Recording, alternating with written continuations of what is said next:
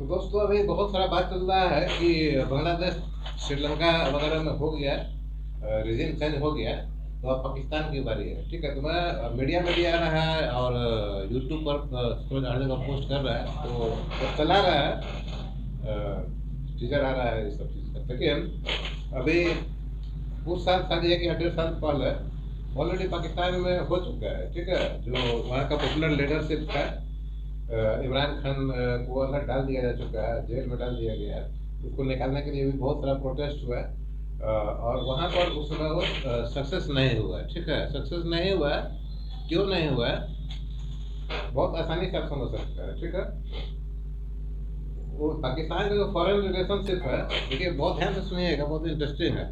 पाकिस्तान का जो foreign relation है वो अमेरिका और चाइना के ऊपर डिपेंड करता है। चाइना वहाँ पर इंफ्रास्ट्रक्चर बना रहा है, आपको मालूम है, चाइना रोड बना रहा है और भी बहुत सारा चीज़ कर रहा है। प्लस थोड़ा सा डिफेंस में भी चाइना का इनपुट रहता है वहाँ। लेकिन अमेरिका जो है तो पाकिस्तान में वहाँ डिफेंस में करीब करीब 100% उसके हाथ में है। पाकिस्तान का डिफेंस टोटल आर्म्स है या न्यूक्लियर बम है, ये जो चीज़ है। और कुछ फ्रंट पर चाइना और ये अमेरिका दोनों मिलकर पाकिस्तान के साथ बिजनेस कर रहा है। तो ठीक है, तो जो ये सिस्टम को ट्रबल करने का कोशिश करता है जो कंट्री, वो दोनों वहाँ पर ऑलरेडी फ्रेंडशिप के मोड में है। ठीक है, इसलिए चांसेस बहुत ही कम है कि वहाँ पर कुछ होगा। इमरान खान इसी को तोड़ने का कोशिश किया था। अगर देखेंगे या याद करेंगे तो इमरान खान उस समय इंडिया जो रसिया से ऑयल खरीदता था उसको अप्रिशिएट किया था, और खुद वो रसिया भी गया था, मेरे हिसाब से कुछ ऑयल परचेज भी किया। वो सब करके आने के बाद यहाँ पर झंझट शुरू हो गया। तो हाल फिलहाल में ये चीज़ नहीं है। हाल फिलहाल में पाकिस्तान में कोई ट्रबल नहीं होने वाला है। लेकिन जैसे इंडिया में यूथ अधिक है, वैसे ही वहाँ भी यूथ अधिक है। 10-8 करोड़ तो होगा ही होगा यूथ, जिसको आप जनजी बोल सकते हैं। तो कभी भी वहाँ भी कुछ हो सकता है। लेकिन जो बैकअप देता है इस तरह के मूवमेंट को, जो कंट्री, उसमें से दो अमेरिका और चाइना। पाकिस्तान में फ्रेंडशिप करके बैठा हुआ है। पाकिस्तान का जो बिजनेस है उसको बांट के बैठा हुआ है। एक इंफ्रास्ट्रक्चर को लेकर बैठा है, दूसरा वहाँ के डिफेंस को लेकर बैठा हुआ है। प्लस उसको और इंटरनेशनल मॉनिटरी फंड से पैसा भी दिलवा देता है। ठीक है, तो हमारा और इक्विपमेंट खरीदो कर्जा लेकर, और इंफ्रास्ट्रक्चर जो हो रहा है तुम्हारे कंट्री में डेवलप हो रहा है, वो कर्जा वाला पैसा को उसमें लगाओ, फिर वापस पैसा लौट के वही पैसा लग जाएगा। चाइना वही करता है। चाइना जितना भी इंफ्रास्ट्रक्चर वहाँ लगा रहा है, लोन चाइना ही देता है। ठीक है, शर्त क्या है कि जो बैक पेमेंट होगा, कॉन्ट्रैक्टर पेमेंट होगा, या जो भी पेमेंट होगा, वो चाइना का एक बैंक है या कोई बैंक है पाकिस्तान में, उसमें जमा होगा। पाकिस्तानी बैंक में जमा नहीं होता है। मतलब घूम फिर के पैसा चला गया, आपके यहाँ पूरा इंफ्रास्ट्रक्चर अपने हिसाब से लगा दिया। ठीक है, अब सवाल उठता है कि इंडिया में होने वाला है कि नहीं। अभी पाकिस्तान का इंटरनेशनल रिलेशन के बारे में आपको बताया, इंडिया का इंटरनेशनल रिलेशन कैसा है।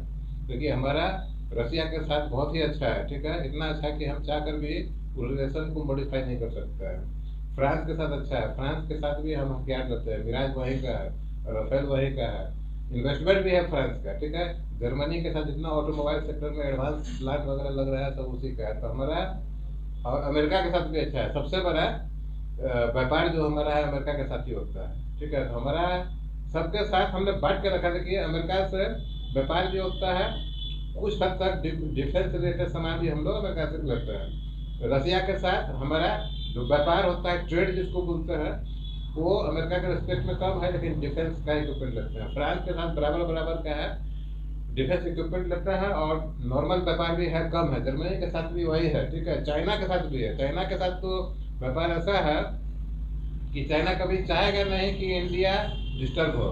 ठीक है, क्योंकि उसका चाइनीज गुड्स का सबसे बड़ा यहीं पर इंडिया में और अमेरिका में कस्टमर बैठा हुआ है। तो इंडिया में चांसेस कम है, लेकिन डिस्टर्बेंसेस वो लोग गवर्नमेंट को करता है। जिस गवर्नमेंट का पॉलिसी अमेरिका के हिसाब से नहीं होगा, उस गवर्नमेंट को डिस्टर्ब करने का कोशिश करेगा। ठीक है, लेकिन इतना बड़ा आंदोलन नहीं करता है, छोटा छोटा आंदोलन करता है, जैसे किसान का आंदोलन हो गया। ठीक है, या जेएनयू में जो वहाँ थिंक टैंक है उसको ट्रिगर कर दिया, बीएचयू में जो थिंक टैंक है उसको ट्रिगर कर दिया।